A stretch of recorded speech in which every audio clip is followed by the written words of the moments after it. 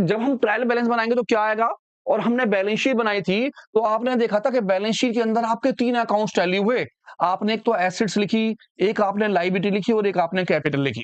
लेकिन अब आप जब क्या बनाएंगे ट्रायल बैलेंस, तो आपके सारे के सारे टाइप्स के यानी जितने भी अकाउंट्स थे rules of debit and credit में 5 के 5 रूल वो सारे आएंगे।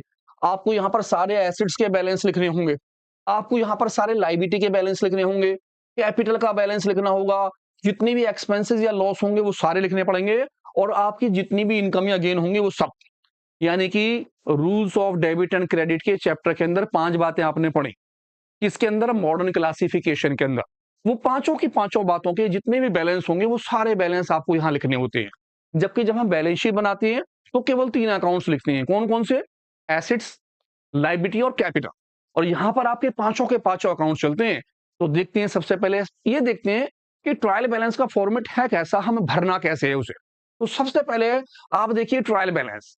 सबसे पहले आप यहां लिख लेंगे नाम, नेम ऑफ फर्म, जो भी फर्म का नाम होगा, जैसे Mohan and sons, Sohan and sons, Tata company, Bata company, जो भी कंपनी होगी उसका नाम यहां लिख देंगे। तो लिखेंगे ट्रायल बैलेंस एज ऑन, जिस भी डेट पे होगा वो 31 दिसंबर में भी हो सकता है, वो 31 मार्च में भी एंड हो सकता है। जिस साल में आपका एंड हो रहा होगा उस साल को आप यहां पर लिख लेंगे।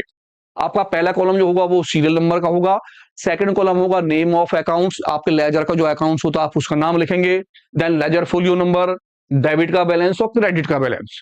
आप इस तरह से सभी अकाउंटों के बैलेंस लिख लेंगे। पहला कॉलम सीरियल नंबर, आप 1 2 3 नाम लिखेंगे, देन जो भी अकाउंट्स का नाम होगा उस अकाउंट्स के नाम को लिख लेंगे। अगर वो डेबिट है तो डेबिट में, क्रेडिट है तो क्रेडिट में।